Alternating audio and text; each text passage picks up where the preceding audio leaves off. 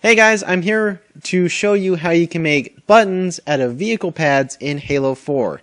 You know, we've been trying to make buttons ever since Halo 3 when we were adjusting the runtime minimum and maximum of fusion coils. We couldn't do that in Halo Reach, but now here we are in Halo 4. We have vehicle pads, and these are actually a really powerful object, and I hope after seeing this video you'll understand the potential of these things. So I have created a button that is going to get rid of this scorpion tank in front of me. My button is here on the left, and once I approach it, I will get a prompt, and when I press X, that is going to destroy the scorpion tank, and I won't have to worry about it anymore. And there it goes, it's gone. So, I'm going to jump into Forge now, and I'm going to show you how I built this, how it functions, and how you can make something like this yourself. So let's go to Forge.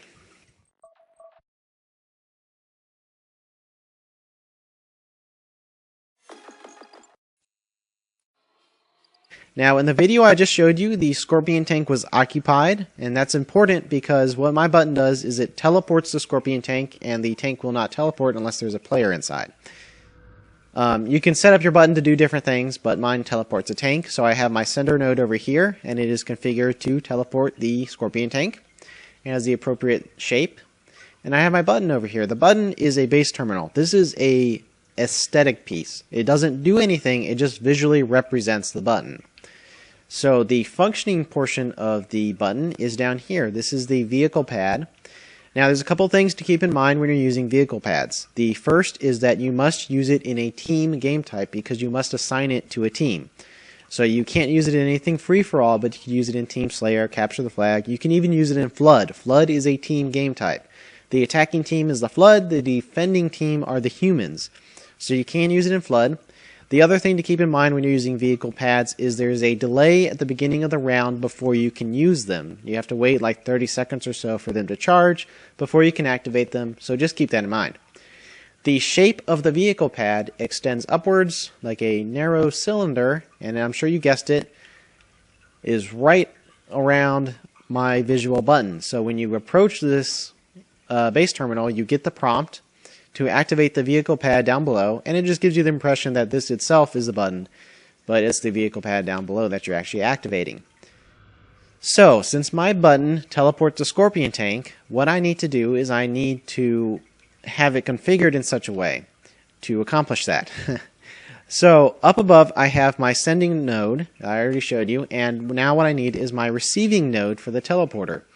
Now, you've probably been a little frustrated by the fact that Halo 4 does not spawn objects when the player is in the way. You can't delay spawn like a block if you're standing next to it. Now, you might not know this, but the same thing actually applies to turrets and vehicles.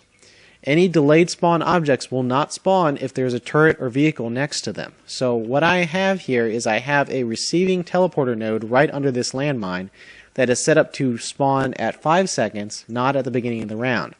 But it won't spawn because the mongoose is preventing it.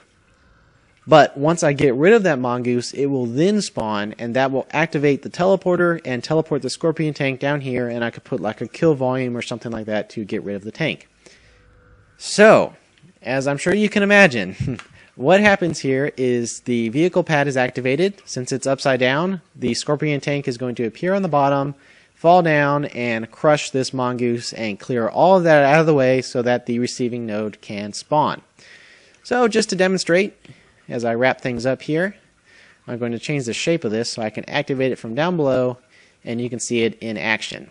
So let me press X and that clears out of the way, and I'm going to have my receiving node appear. It seems to try to spawn objects on an interval, so sometimes it'll spawn faster than others. I got a little bit of a delay that time, but sometimes it'll spawn right away. But yeah, that's pretty much it. Now, you can use turrets instead of a mongoose, but you need to keep in mind the turret is a weapon, and a lot of game types like Flood do not have weapons on map. So that's why I used a mongoose, because you can set the game type to permit vehicles on the map. So I've used a mongoose instead of a turret, but you could use a turret also. And that's pretty much it. Receiving node here. Once again, set up spawn time at 5 seconds. Place at start as false. So I hope you see how powerful vehicle pads can be for remotely triggering events. It doesn't have to be a teleporter. You could use it to delay spawn, a structure piece or something like that, although you would have to arrange it in a really specific way to accomplish that. But there's a lot of possibilities here. So I hope you enjoyed this video. Thanks for watching.